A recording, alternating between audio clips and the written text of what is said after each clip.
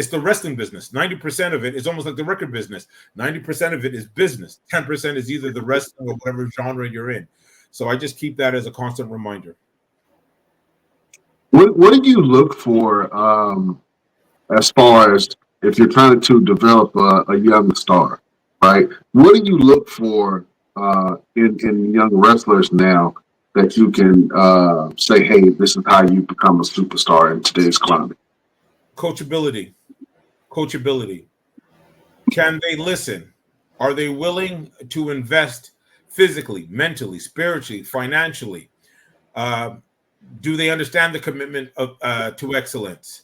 I think these things are very important. Like, you can get, some great studs, guys with amazing physiques and stuff like that, and they may not know how to be a team player, especially if you're in sports where it's specifically just you. You know what I mean? If you've never been in a team playing aspect like football or any other sports that has an organization of different people working together as a collective to be champions, it's very hard to instill that in people. Some people naturally have it, and some people have to learn it. So you got to be willing to learn. You got to be able to humble yourself. At one point, it's almost like the army. The army breaks you down and builds you into the likeness of the soldier that they want for their armies. The same thing. Having an opportunity to wrestle in different places and work in different places. I was trained at the New Japan Inoki Dojo, so I knew specifically what they were looking for. I had a chance numerous times for WWE tryouts. I knew what they were looking for. Going as a guest coach, I knew what they were looking for. So the thing is, a lot of the students don't have those experience. A lot of the students think they know based on what they see on the internet, and they have to like practice that in real. It's one thing to play a video game, and it's another thing to learn how to wrestle. It's one thing to watch something and say, oh yeah, I know it. But no matter how much I may watch a TV show, it doesn't mean that I'll be able to be a brain surgeon just because it's a medical TV show that I watch. You got to be able to participate. You got to be able to listen. You got to be able to humble yourself. It's very hard when a coach tells you suck, or come on, or when you know what I mean. Like, most coaches uses different types of techniques to get at you. Some may yell, and that might trigger you. Some have to talk very smoothly because that works for you. You got to find what works. But the best thing that have worked for me and a lot of my top students is shame. It's like, Roosevelt, you really can't do that? Come on, renegade. I thought you were the man. They'd be like, yo, don't ever talk to me like that. I'll see you next week. Let's get this going. So need that. There has to be a passion. There has to be a drive. There has to be something, a fire in you to self-improvement. Things are not easy. You like, if it was easy, everybody would be at the WWE. Everybody would be at AEW. Everybody would be at TNA.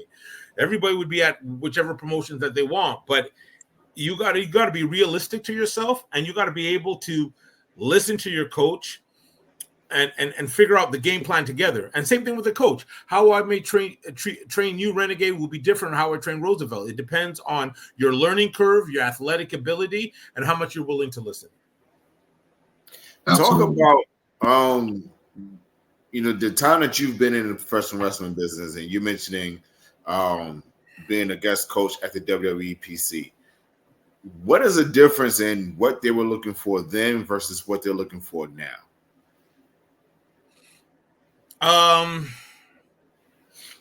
I think it's pretty much the same.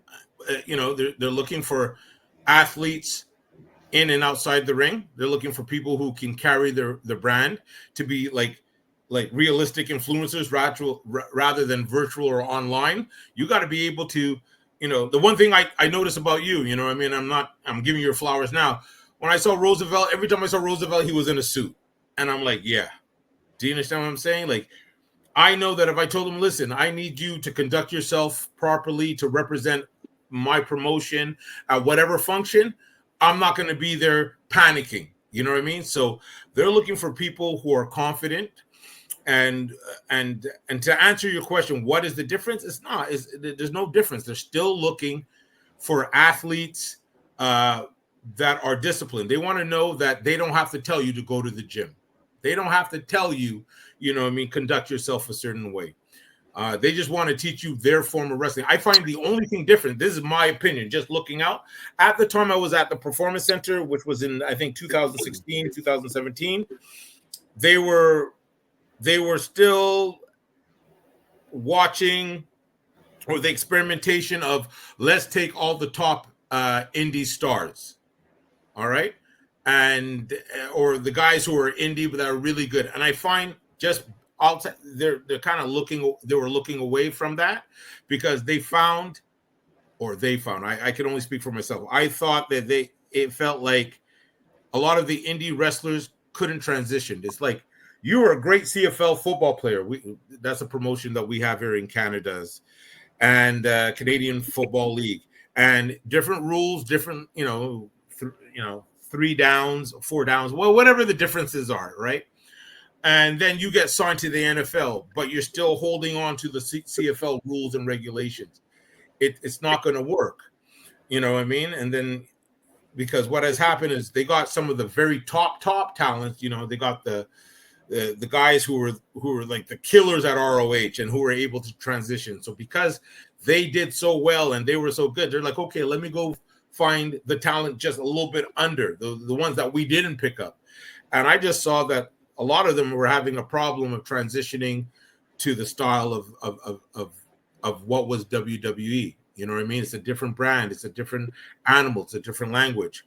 And then that's why there was a big pickup of D1 students from universities. As you notice, they're hitting the universities because they're thinking, hey, they're already coachable.